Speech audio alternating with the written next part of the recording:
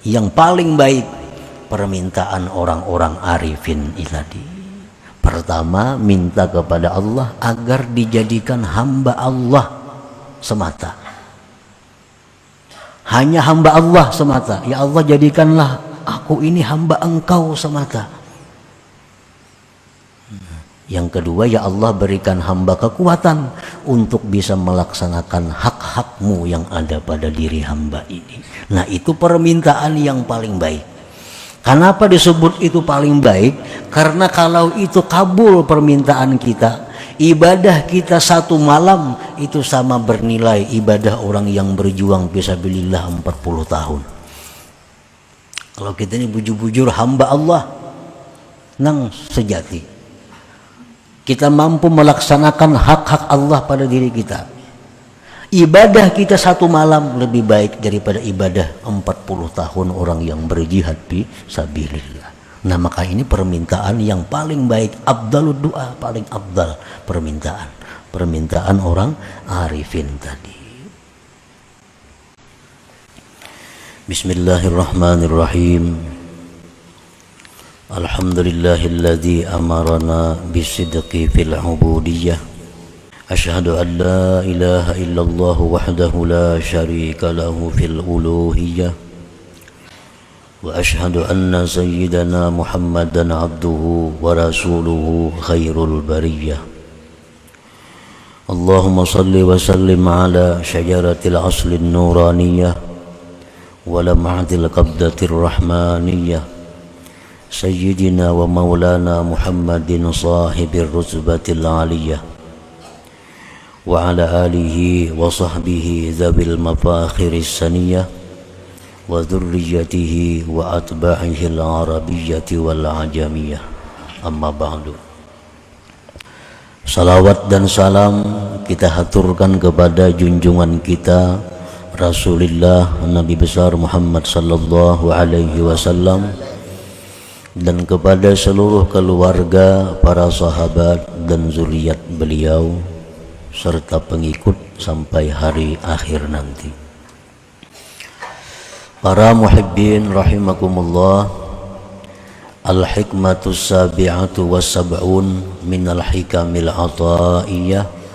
Qala al-imam Ahmad ibn Athaillah as-Sakandari rahimahullah wa nafa'ana bi ulumihi wa asrarihi. Berkata Imam Ahmad bin Athaillah as-Sakandari rahimahullah, bermula yang dituntut oleh orang yang ma'rifat, bermula yang dikehendaki oleh orang-orang yang ma'rifat daripada Allah Ta'ala itu, bahwa Allah memberikan kepada mereka kebenaran pada kehambaan. Yang kedua, melaksanakan dengan hak-hak ketuhanan. Nah, dua perkara itu yang diminta, yang dituju, yang dituntut oleh kaum arifin kepada Allah.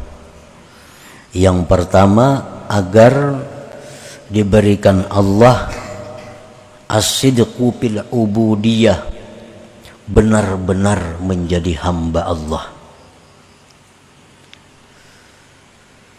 Dan yang kedua, mampu melaksanakan hak-hak ketuhanan yang ada pada dirinya. Nah, para muhibbin rahimakumullah, benar-benar menjadi hamba Allah, itu yang pertama mereka minta. Abdullahi haqqa, hamba Allah yang sebenarnya, bukan menjadi hambanya kedudukan, bukan menjadi hambanya harta, bukan menjadi hambanya manusia, tetapi menjadi hamba Allah yang sebenarnya. Itu yang pertama yang mereka minta kepada Allah Ta'ala. Nah, orang yang demikian itu apabila sudah benar-benar menjadi hamba Allah, maka dia hanya patuh, dia hanya taat kepada Allah. Dia hanya patuh, dia hanya taat kepada Allah. Itu orang yang benar-benar menjadi hamba Allah itu. Boleh dia taat kepada manusia asal dapat restu Allah. Boleh dia taat kepada atasannya asalkan mendapat restu dari Allah. Jadi segala sesuatu sangat tergantung kepada Allah Ta'ala. Inilah orang-orang yang bujur-bujur benar-benar hamba Allah. Nah, itu yang mereka minta, menjadi hamba Allah yang sebenarnya. Dia bisa taat kepada kawannya, bisa taat kepada suaminya, bisa taat kepada istrinya, bisa taat kepada orang tuanya, bisa taat kepada atasannya. Syaratnya direstui oleh Allah. Siapapun yang memerintahkan dia, kalau tidak dapat restu dari Allah, maka dia tidak mau taat kepada orang itu. Bagaimanapun ancaman yang dia terima, kalau dia tidak taat, dia tidak akan taat kalau tidak direstui oleh Allah Subhanahu wa Ta'ala. Nah, itu maksudnya bujur-bujur menjadi hamba Allah Ta'ala. Lain hamba makhluk. Kalau orang hamba makhluk itu ini kada peduli Allah. Bila disuruh makhluk ini taat nang Allah nang katuju kanang kadaka. Bila kehendak dirinya, ada orang yang jadi hamba nafsunya.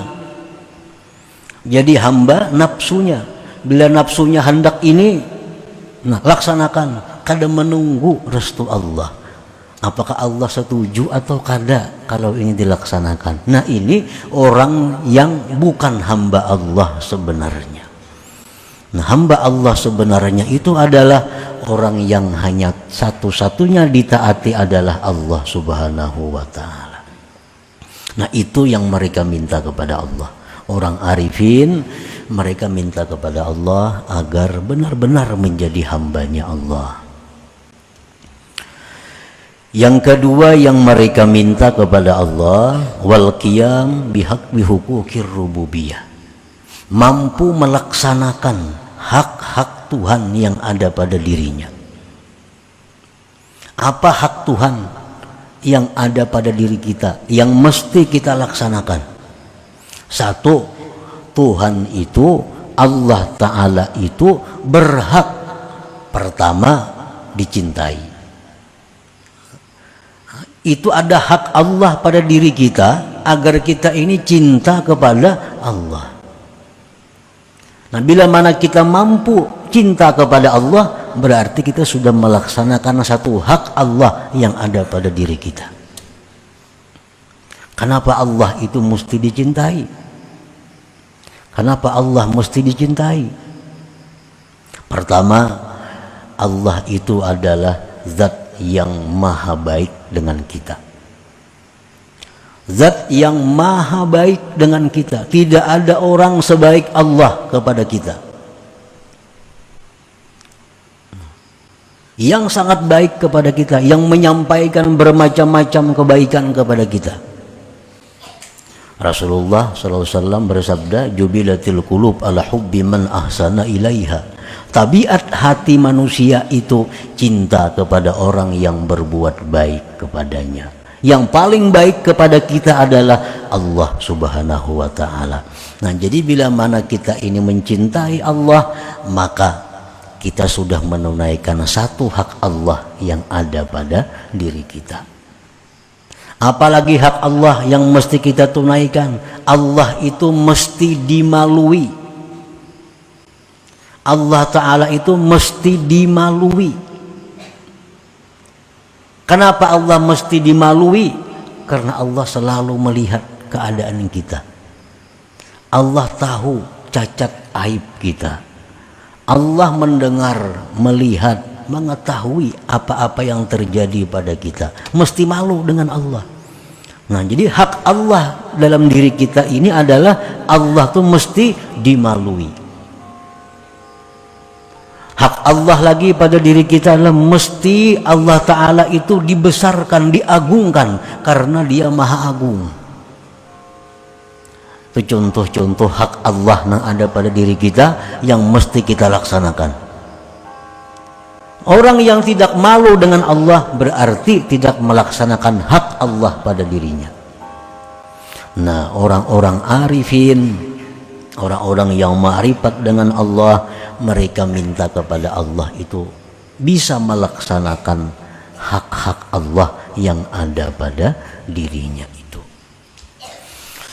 Nah, para muhibbin rahimakumullah, permintaan orang arifin ini merupakan paling baik permintaan. Abdalud doa, ini paling abdal doa, paling abdal dari sekalian doa itu doanya orang yang arif ini, permintaannya orang yang arif ini.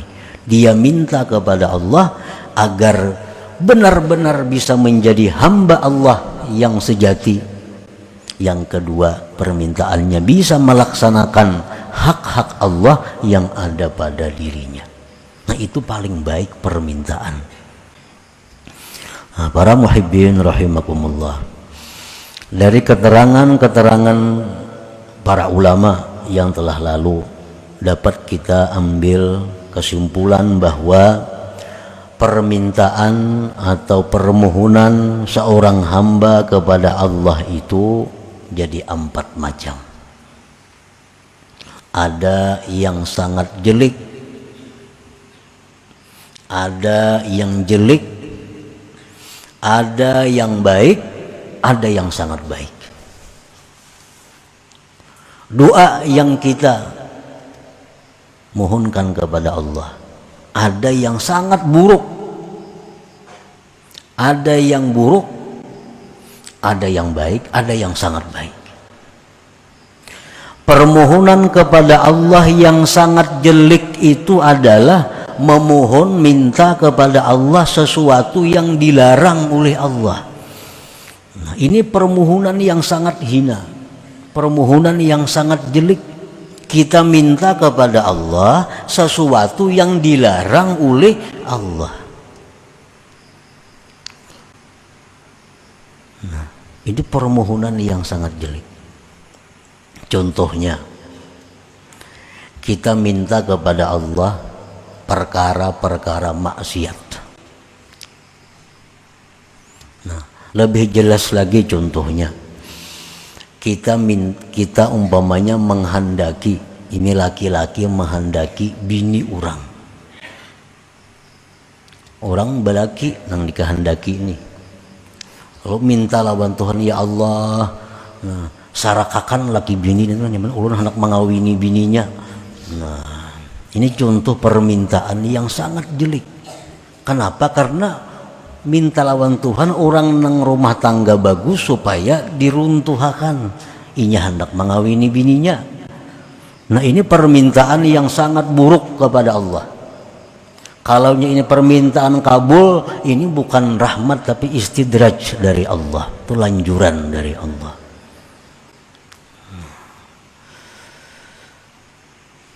Allah melarang kita merusak orang suami istri, itu kan? Ini berdoa lawan Tuhan, minta rusak, minta hancurkan, nah, meminta sesuatu yang dilarang oleh Allah.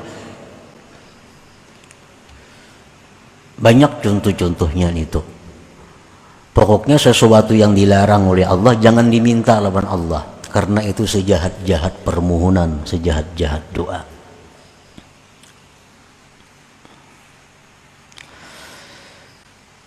Seperti mendoakan orang kafir agar dapat rahmat. Nah, itu sejahat-jahat doa. Orang kafir itu kalau dapat rahmat sudah dijelaskan oleh Allah, orang kafir itu dapat laknat. Nah, kita mendoakan inya. Allah sudah menjelaskan orang kafir itu kada selamat, ini doakan selamat. Itu sejahat-jahat doa.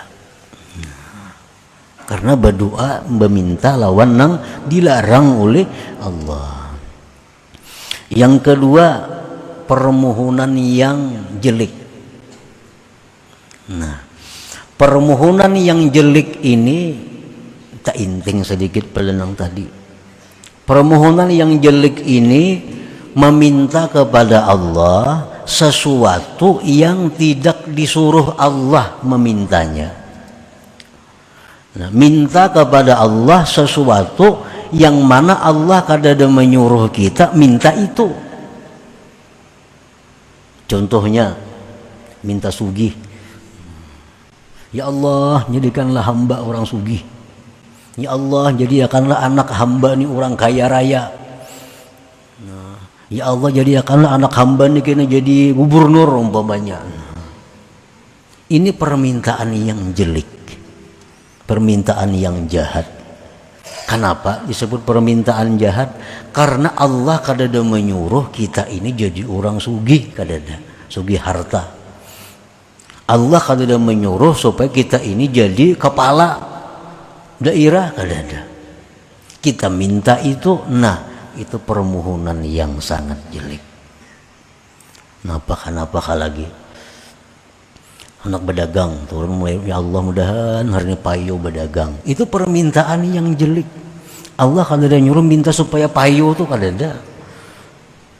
Nang disuruh Allah kita minta rezeki yang halal, yang luas, yang membawa kepada ibadah. Nah itu disuruh. Mungkin kita berdagang berdoa, ya Allah mudahan hari ini dapat rezeki yang halal, yang luas, yang membawa kepada ibadah. Nah itu permintaan kan yang bagus itu. Kalau mudahan hari ini payo berdagang, itu permintaan yang kada bagus sebenarnya. Permintaan yang jelek lawan Tuhan, karena Tuhan kada menyuruh itu. Nah yang ketiga, permintaan yang baik. Minta kepada Allah sesuatu yang memang disuruh Allah kita minta. Nah itu bagus. Kita minta lawan Allah masuk surga, memang Allah nyuruh kita masuk surga.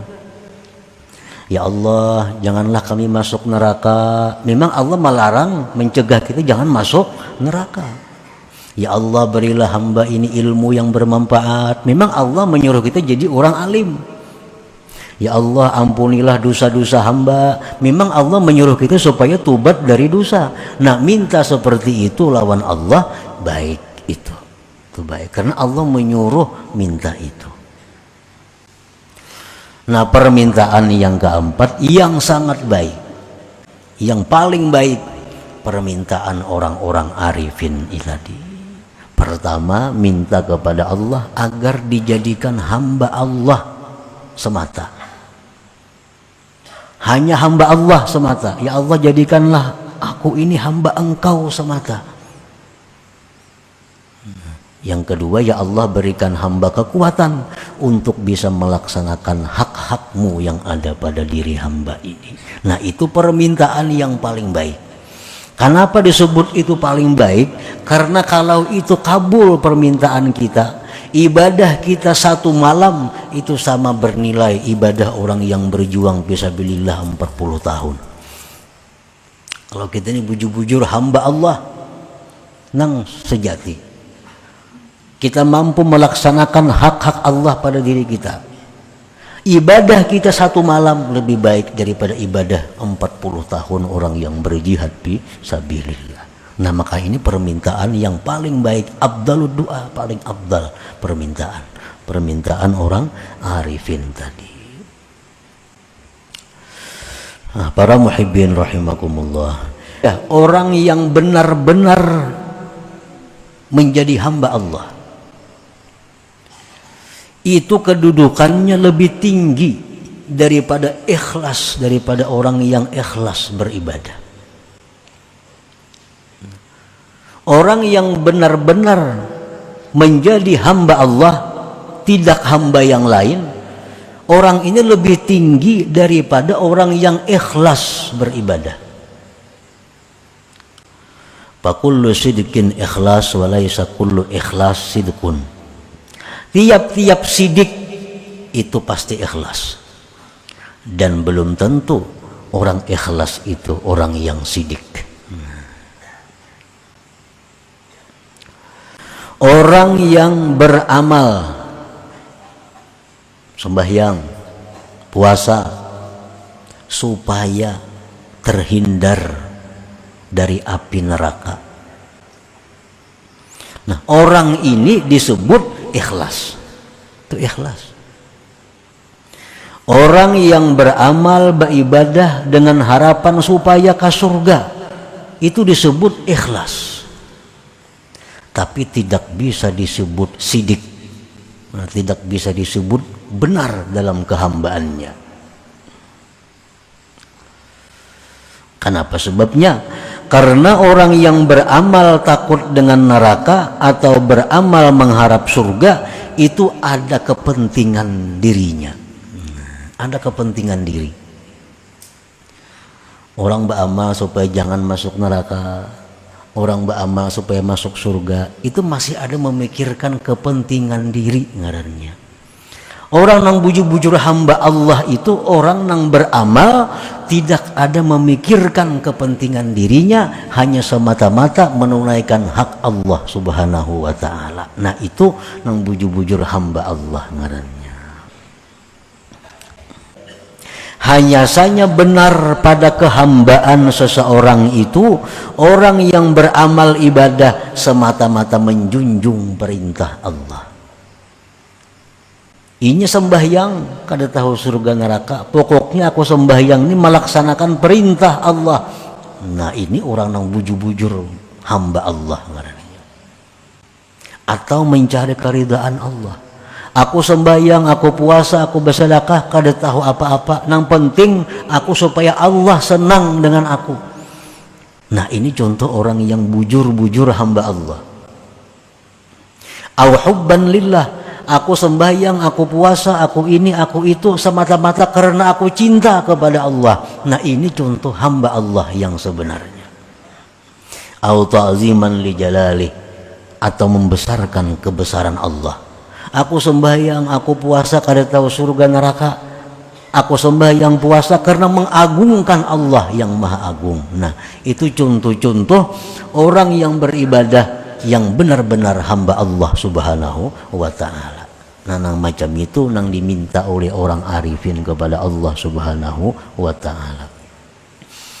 Nah, para muhibbin rahimakumullah, Allah ta'ala berwahyu kepada Nabi Daud alaihi salam bahwa kekasih yang paling terkasih, ujar Tuhan, kekasihku yang paling terkasih adalah orang yang beribadah kepada aku tanpa mencari upah.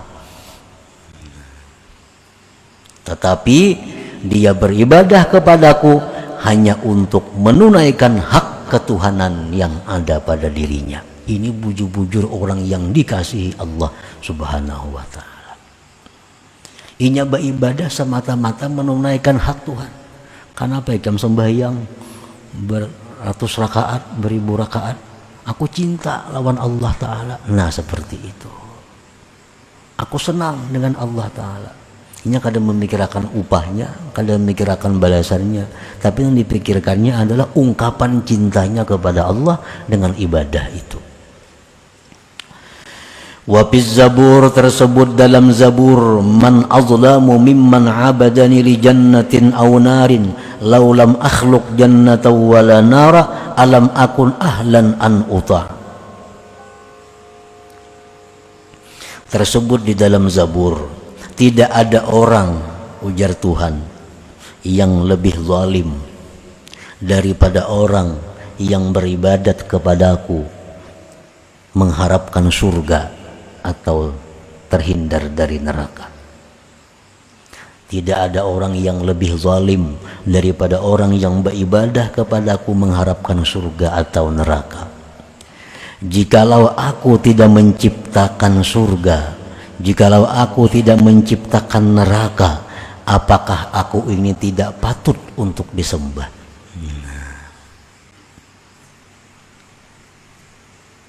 Jadi Allah Subhanahu wa ta'ala menyebut bahwa orang yang beribadah mengharapkan surga itu dianggap Allah sebagai orang yang zalim.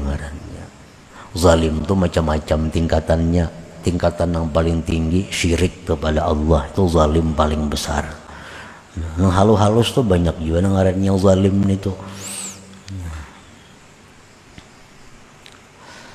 Nah, Allah menyebut orang yang beribadah kepada Allah mengharap karena surga itu dianggap Tuhan zalim. Sebab apa? Ujar Tuhan jakanya kada ku ulah surga amun disembahnya aku.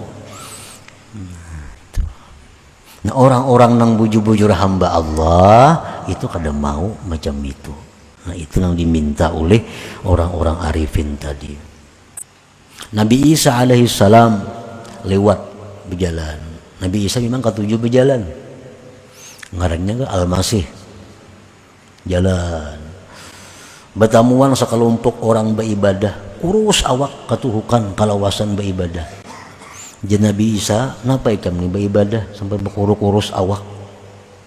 Ujar mereka, kami beribadah ni wahai Nabi Isa, kami takut dengan neraka. Kami takut dengan neraka. Ujar Nabi Isa, makhlukan khiftum, makhluk yang kamu takuti.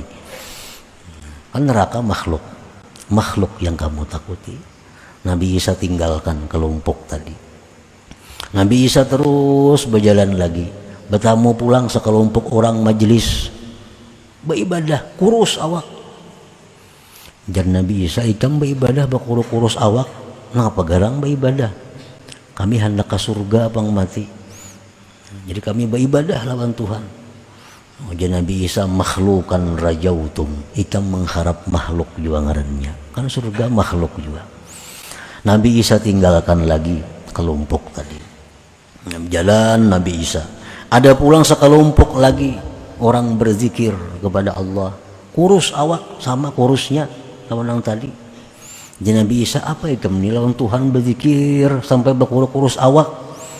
Ujar mereka, na'buduhu hubban lahu wa ta'ziman li jalali. Karena kami cinta kepada Allah dan kami mengagungkan Allah, kami berzikir kepada Allah. Nah, karena kami cinta kepada Allah. Ujar Nabi Isa, antum awliyaullah, kalian inilah wali-wali Allah Ta'ala. Haqqan ma'akum umirtu an ukim, aku diperintahkan untuk berdiam bersama-sama kalian ini. Nah, gitu nilai sebuah ibadah. Zikirnya sama, kurusnya awak sama, berkurus juga awak. Tapi nasa ekung kurusnya karena takutan neraka. Nasa ekung ini kurusnya karena kehendakan ke surga. Ini kurus karena rindu dengan Allah, karena cinta dengan Allah. Itulah aulia Allah, kekasihnya Allah subhanahu wa ta'ala. Dengan itu Nabi Isa disuruh bergabung, berkumpul dengan mereka itu. Nah, para muhibbin rahimakumullah,